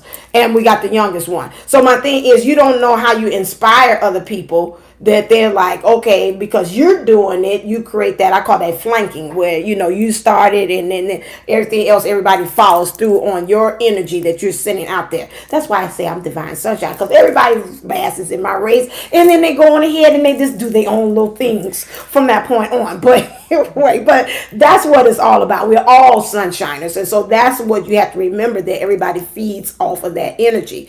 They said in the book, I was trying to understand what was this gilded crown thing, because she has it and she has it. In the book, they stated, when you have this means about the past, and you use but and however. So again, that's what we said before about how you use those things as excuses for you not to move forward. But he did this. However, you don't know what he did to me. And but did this, and see, and all those things help to feed into the however. And then the last thing on this last, and then I'll get into the divine masculine. I see a pillar back here. So that pillar right here is you, divine feminine, but you're forgetting about that balance that you got to create with the divine masculine as well. And you have to remember, and when you were talking, it hit me too. So you got to remember, you got your lineage, and guess what? Who else has their lineage that they got to deal with? The divine masculine. So you got both of those things. That's why you have to go through it and show the way on your end, so he can take it back to his family and say, oh, okay, well, I see her have money. She's got a house. I don't have a house. I got an apartment. Maybe I could start striving with that. Nobody in my family has houses. So if she did it, guess what? Maybe I can go get me a house too. So those are some things that you have to think about, how you play a part and you influence your other half. On the divine masculine, we talked about this earlier again. The child I was meant to be. They're dealing with childhood issues. Again, I can even say on the part of my divine masculine, his thing is financial. I can see it. That lack mentality. That lack mentality didn't just come from him. It comes generational. The way they treat money, how they look at money, how they are respecting money, and all those things. And so that is an issue in which he's dealing with. On my end of the situation, that's never been on for my family. It's always been money, about respect, saving money, this and that. So he, in turn, looking at me and seeing how I'm dealing with things, he's learning too. I'm trying to get him that way, but that's a whole different story. That's like, we don't have all day to go into that. But I'm trying to show him, and in part, I'm doing like Ray Charles's mama.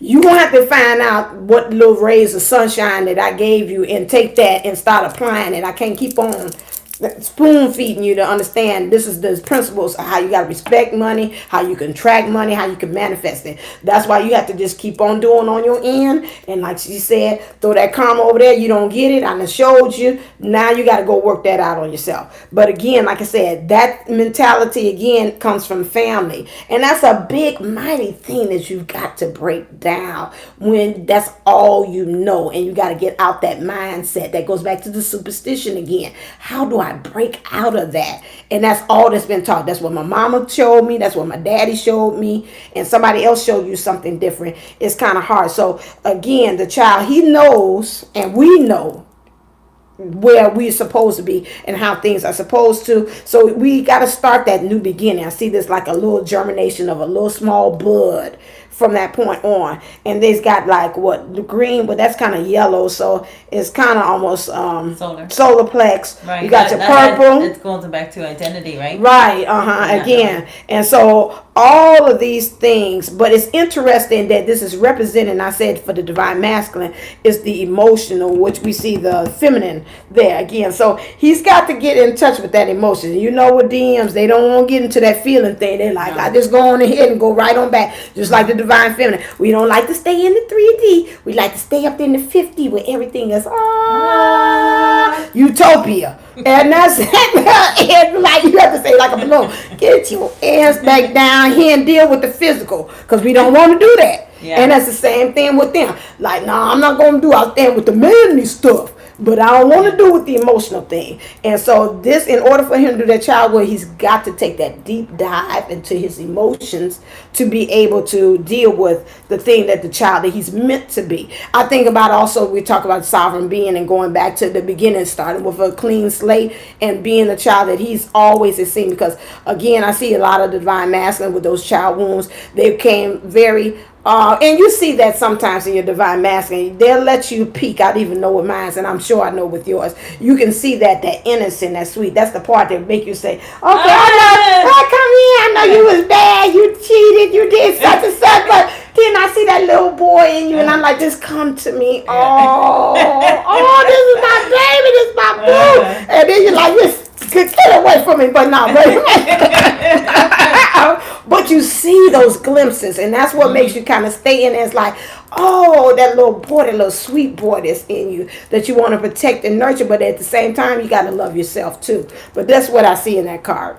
Yeah, and what it keeps on coming back to the South Node and North Node, right? So, what have you mastered?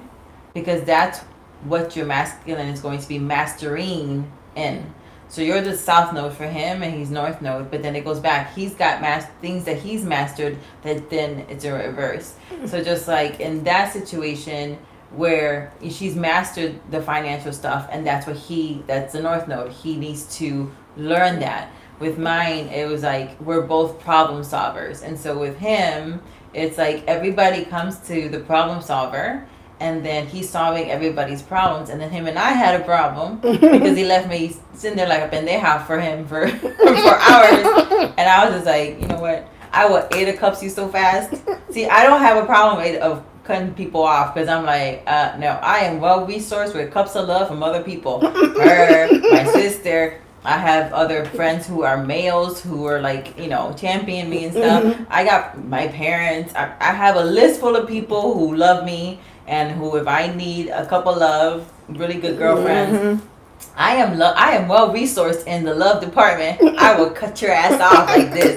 And so I did it twice in the past week because he left me again sitting like a pendeja. And I said, I'm not allowing that, because he was allowing, because if everybody comes to him, it's like that card in the energy one that was allowing the readings where it's like the mouse, and then you see like everybody eating the resources. So he's learning, and he's starting to hit some towers because I did it to him. I said, you know what? I respect your decisions. Done. And then he shows up. He's like, in fact, when he got that text from me yesterday, his immediate response was to call me and be like, this is what's happening. I'm going to be there as soon as I can. I know you need me. Just, I'm coming. And I was just like, all I said was, okay.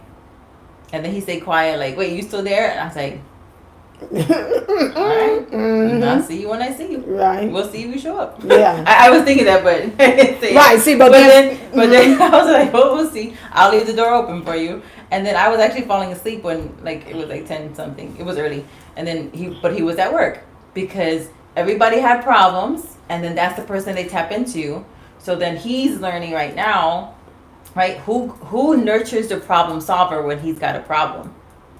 And I've already developed a network of people to help me, and that's what he's learning. So I've mastered creating the network of people that I can lean on, that I can ask wisdom of, that I can just have a safe place to vent, to really solve what's, I go to other people that I trust, but everybody also comes to me as the problem solver. So then where does the problem solver go? Yes, that's so I've had to learn to create the boundaries of no, the boundaries of you can do this yourself. And even when I was talking about my ex earlier, you need to figure out how to get to dialysis twice a week. And then he did. He's like, oh, he has a conversation with the doctors and the nurses and the people at the hospital. Why? Because I had to make that boundary of I'm helping you, but you can't be codependent. Right. I'm here for you, and I always help you solve your problems. But this is a problem you can solve yourself. Fix it yourself. Mm-hmm. If I thought that even if I could fix it for you, I don't want to because I'm being pulled back. Right. So that's my masculine, right? So it's again that going back and forth. What have you mastered? Because that's where they're going to get mastery in, and vice versa. And in his yellow, right? So the yellow is again the identity issue. Who does he, if my masculine believes that he's always a problem solver and everybody's always coming to him, that he's working 14, 16-hour days now. Okay, you can't do that for the intro. And then he tells me it's going to be like that probably for a while. And I'm like, are you kidding me? No. You need to start pushing back. And so helping him, because I've mastered that, and then helping him do that. But it's still in his identity, because in his identity he feels like I always come to him. Why? Because people know that if they come to him, he's going to say yes. And I'm the first person to say no. Wait, let me think about that before I say yes to you. Mm-hmm. And then we've been going a little hour and a half, so then we'll start. And that's why I want to say the surrender last one. And then I'll do some light language for your fear, okay? So they said, I asked real quick, I said, because we talked to cover that, but I always like to know what's the solution, what should we look at. So again, surrender to your soul's path. Your life's journey has been perfectly designed to your soul's growth. Embrace every lesson and every moment. We said that the towers, the aha moments, everything serves a purpose. Again, that's why I said it's a regular playground. It's a way for us to understand that free will experience. Even you could just go and play. And the universe is that flexible. It will meet you where you are and say, okay, well, let's create a lesson from this experience to throw them right back on the path that they're supposed to do. So really, to tell you the truth, we cannot have, I'm picking this up too, you cannot have a fear of doing anything wrong. Mm-hmm. This is what they bring it to me. You can't have a fear. Any way you go it, guess what? The powers that be are that smart enough that they say, okay, just like she's typing, let's do a new lesson for her on this one. She decided to go right. We want her to go left. She didn't do that. Okay, get the good working powers that be. New lesson. Bam. Higher self. The other people that need to play around with that. So my thing is they're saying, do not be afraid to make mistakes. Yes. Because it's still going to lead you back to where you need to actually go to. Okay. Mm-hmm. And then also you have to, in your divinity, you need to be in the goddess of wisdom. So again, look at the things of the past. It's okay for you to revisit the past. I think about Ayanna Van Zandt. That's my little idol and my mentor in my head. That she said, beloved, now let's not repeat telling the story. Now, what is it that you actually want to learn from this point? So, beloved, it's okay for you to go into the past, but it's not for you to stay there and to keep reliving over and over again. Let's go back there with the pen and paper to come and see what are the lessons, the things that I don't want to return back or to repeat, doomed to repeat again. So I see this. I see shield here. So again, you got to shield and guard yourself. I see the owl there. Wisdom, to have the wisdom to be able to ascend, to have flight, to take flight, to fly higher too. And I know you know what the owl is. I don't forgot what it is, but I don't know what it is. And so you also have to have weapons. Now these weapons are kind of like natural, but kind of like ancient too. So keep in mind that sometimes some of that stuff, everything you don't throw out with the baby with the bathwater. Some of that stuff is pretty good foundational stuff. Some things just like true traditions that your family, let me put this way, or things that you have grown up with. Some of those have some real good standby things for you to kind of say, you know what, I can take that through every aspect of my life because I can stand on that. And then also I see shelter there. So where are you being covered as well? And I see a scroll, like how you're writing, like the past, the script of your life, like the running ticker tape, like I said again at the bottom of the screen. What is it actually saying to you at all times? So that's what I'm picking up for this. But you got to be a warrior, because this is Athena, Greek goddess Athena. So that's a wisdom. So that's what I pick up for that. And that's what I was saying earlier, is just confirmation of what I was saying earlier, that you're created to be a warrior. Not a warrior, WORRIER, but a warrior, WAR. They might sound similar, but they're not the same. So you can't be both. You can't be a fighter and be anxious and worrying at the same time. There's just like, what was the old saying? If you're going to pray, don't worry, but if you're going to worry, don't pray. Pray, right. Because they don't mix. It doesn't mix. It's that karma and grace, they don't mix together. And so when she was talking about that, it reminded me of like some of the ancient things that work, right? That's why prayer works.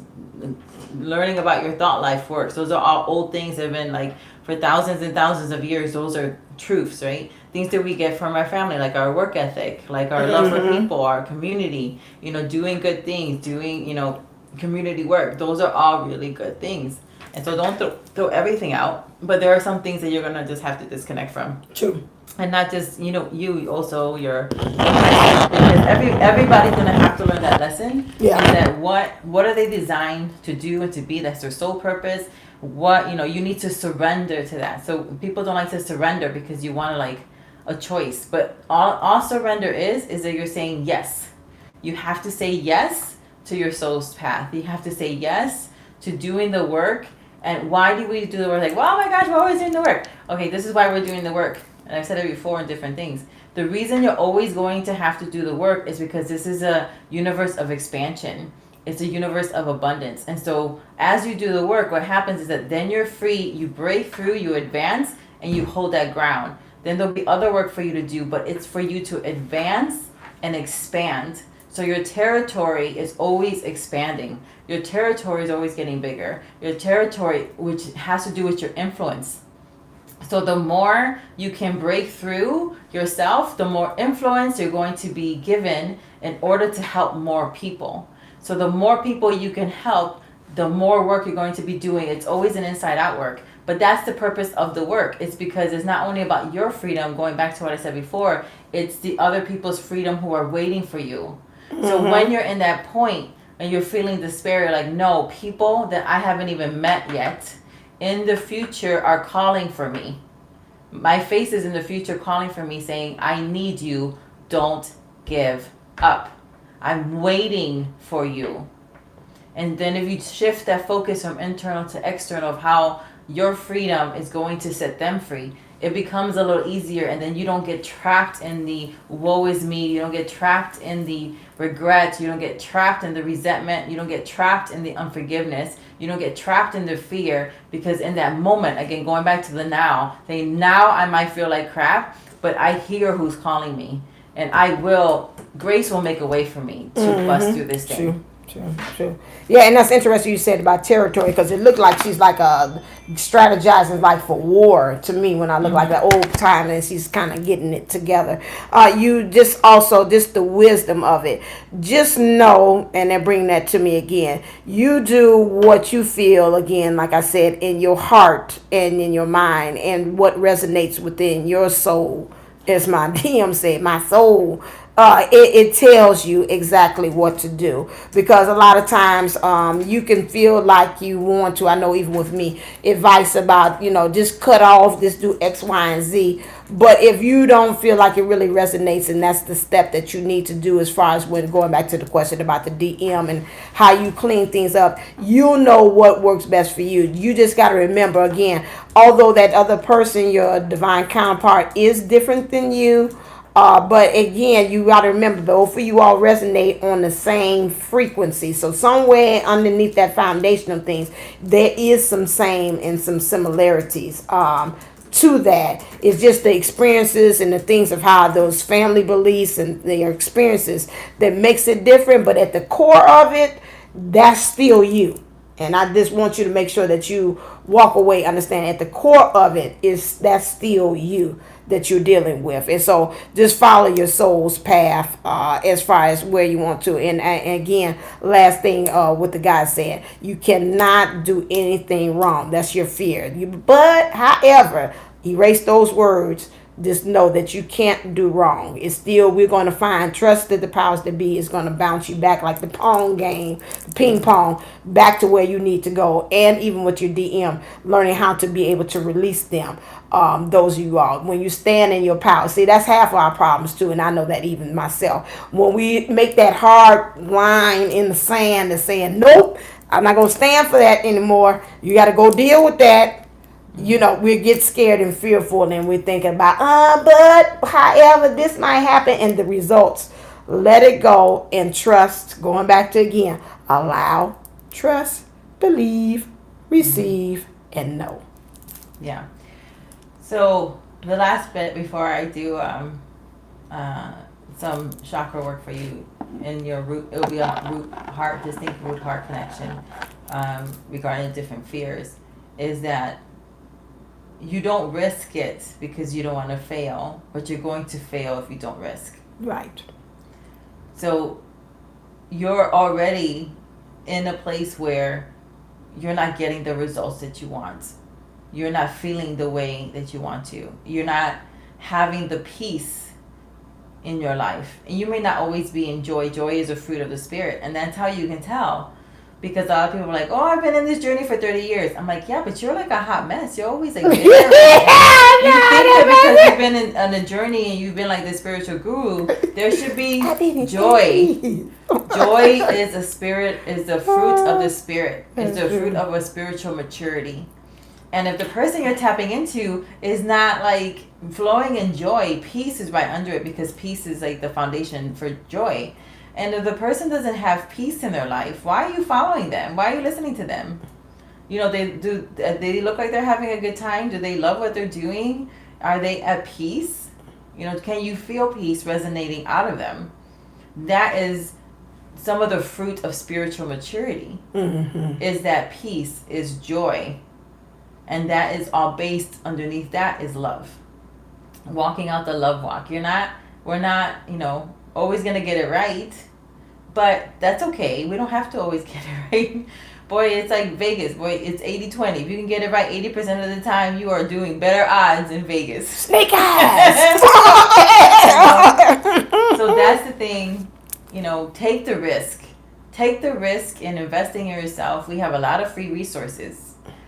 Take the risk by investing in yourself, by carving out the time, and stop making your excuses. Your excuses are nothing more than well planned out lies. Mm-hmm. I can't because, but because, however, that means everything I've just said is now cancel. You cancel that, and this is what you really mean. So you create this bridge where the reason you do that is because there is a secondary benefit.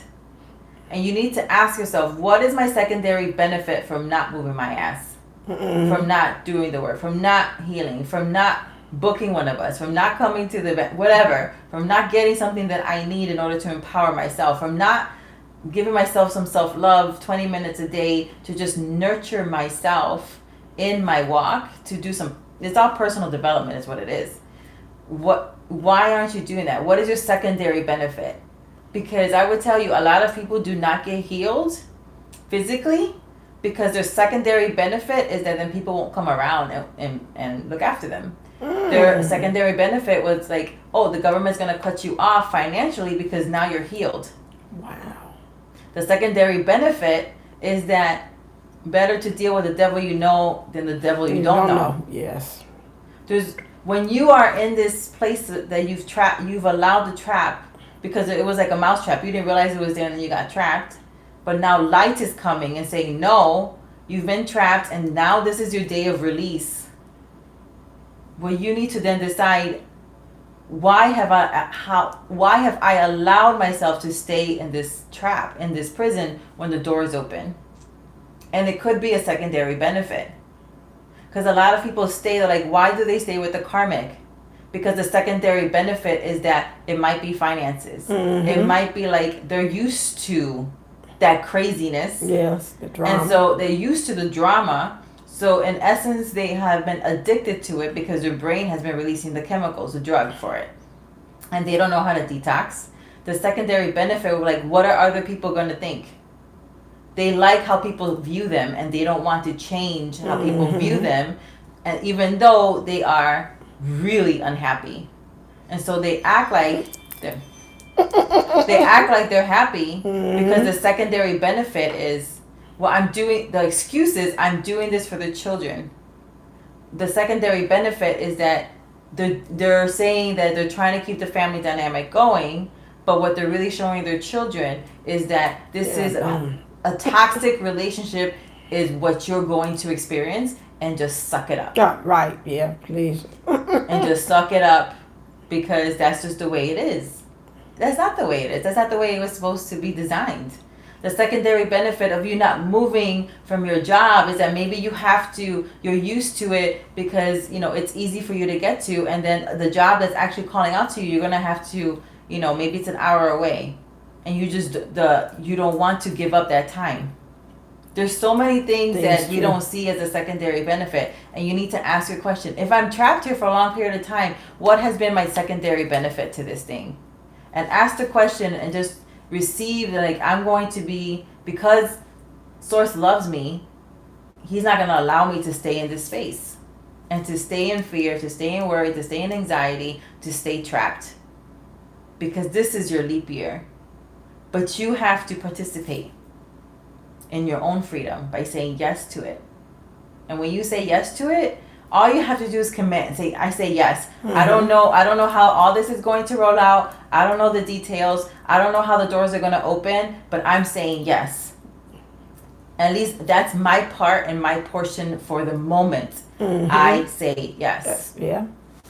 So anything else before you? No. Then just allow powers that be show up. That release the results and the expectations, and now that'll help you a long ways in all relationships, even with the DM or the DF, your divine counterpart, about that. And just release and say, this is my intention. Just show up. I would just want love and whatever it is that you want, and let them go ahead and fulfill your order. I said, like the drive-through. Put your order in, drive around the other side, thank you, and expect for them to put that fries and your double filet of fish meal with a sweet tea in the bag and drive off. I was like, why is McDonald's always playing? They should be selling that in a gallon. Right. There you go. So I put the timer on for 2:22. Okay. And just, we're just coming against that spirit of fear spirit of fear of the secondary benefit, spirit of fear of not moving forward, of not feeling enough, of not feeling loved, of not feeling accepted, of being fearful of making that decision, fearful of moving forward. So you guys can just receive. I wish I had music. Hold on. An owl. It's gonna be I know which one.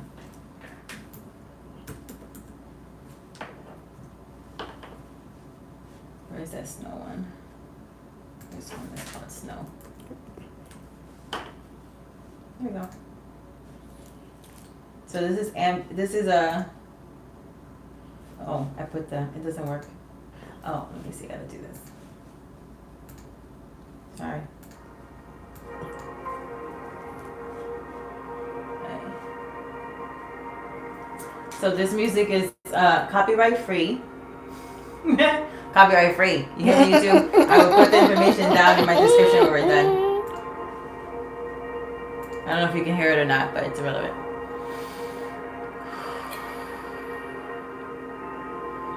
Alright, we're not sharing each other's karma issues. Our contract is that I'm releasing this in you and you're just receiving. It's being channeled through source, through me, to you. We're told in the good book, whatever you bind on earth is bound in heaven. Whatever we release on earth is released in heaven. So I bind every dark energy in the heavens, on the earth, beneath the earth, and on the waters, projecting out false mirrors, projecting out lies in the form of superstition, traditions, in the form of what is the right thing to do when it's not really the right thing to do, in the form of secondary benefits. Ooh. Some of you might be getting a little dizzy right now because the crown chakra is really activated and coming through right now.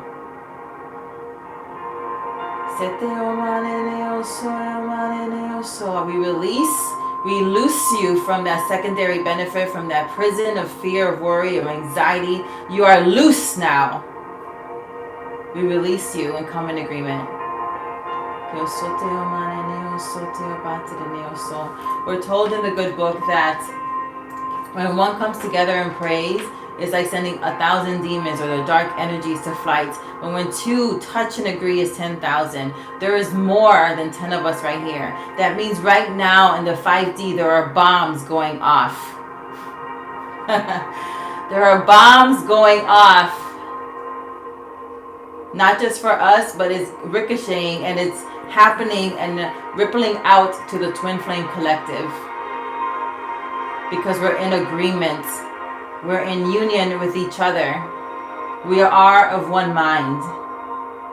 And we're saying, no, this day, my fear stops. My worry stops. My anxiety stops.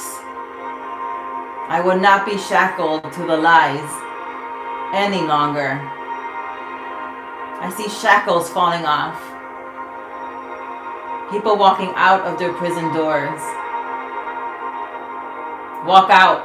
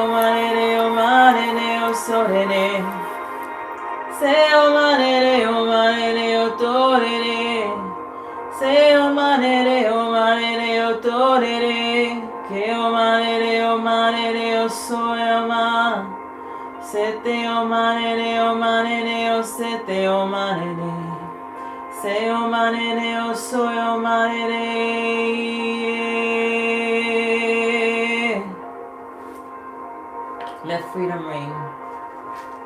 Let freedom ring. And so it is. I was doing that. I was seeing like, and I was told like to sit like this, rooted, grounded. Mm-hmm. And I was seeing all this golden light go from my feet. Mm-hmm. And it was just like raising up. And I saw it. It looked like a root system. And it was just coming up. And then it hit the root chakra. And then it was like a golden light. And it looked like limbs coming up. Like veins, right? The veins, you know how veins look like branches. Mm-hmm. And it was just, see, it was like click. Did you see that? We're trying to reconnect. And the branches were coming up and then hitting the heart chakra. Mm-hmm. And so it's like all this golden light is now activated in you. Yeah, I seen it also, a golden light with two things like a pathway, but it was almost like a doorway. It's a doorway to value card. It's in the energy. Yeah. And it was golden and it was opening up. It was black. But then while you were speaking, I felt the throat chakra. It was saying the guys were saying the bridge opening up the throat. And I sent blue because they had me say open up your hands and send blue. So I just sent the energy to them to open it up, like what you're speaking, also empowering your throat as well. So it's making things manifest through your words. But the door, that was interesting. The door to value your worth. That's a big thing that they want you to have, that and the golden light. Those are the two things that I had seen as well. Drink a lot of water. They told me that. They said you drink water, make it the spirit, make what goes through what she just sent to you to drink, have it go through your system, and so you can clear that out too as well, and eliminate some of that fear energy. They said that very specifically. CPN Texas says, I saw the angels come from heaven and surround the collective. And when I heard you say release, I saw the chains removed above us. CPN say Texas yes. Bad number. That's my girl. Hey, CPN. She's gonna get a big hug from me. We gonna love everybody on who's each other. coming, you gotta start getting fortified, start doing some muscles things because we're gonna see you. We're like, bam. Yeah, right. It's gonna be a lot of love fest right there. I mean, to see. Yes. We're gonna do some anchoring for the collective. It's going to. Could you imagine a room full of divine feminines and masculines who are coming in as in one mind? It's like a beehive, right? A collective, one mind, and we're gonna do some things to shift the collective, not only shift our lives, but for things for the collective. So if you want to hang out with us, come to Chicago on 4/11, which is April 11th. It's like about 6 weeks away. You got plenty of time. Go to risewithjupiter.com. She'll be training. I'll be training. We have some surprises as well. Lauren from April is going to be there as well. She hasn't been on the channels because she's been so busy.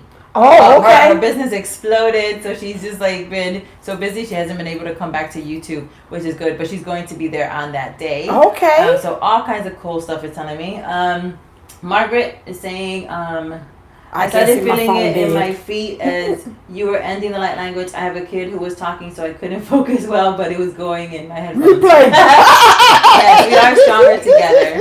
So we love you so very much. Thank you so much for hanging out with us today. We love you. We bless you, and we seal this in you with love and light. We can't wait to see the stories that come out of what we've imparted to you today. Yes, but we release to you. We have breakthrough. We have peace. We have joy. You know, we're able to receive and perceive correctly. So we just release that over you with a lot of love, knowing that we are going to see good fruit come out of your lives. Until next time. Namaste.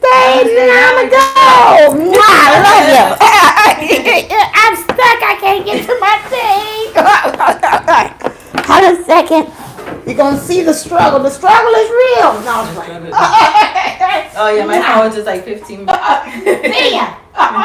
What's that? Hey, CPN. I can't see my phone went dead. Where you at? Okay. Hey, April. Hey, Sherry D. Who else? Hey, Les. All right. Marianne is saying, okay, I got you. All right. Have a sunshine, a field day. All right. Bye. I love you.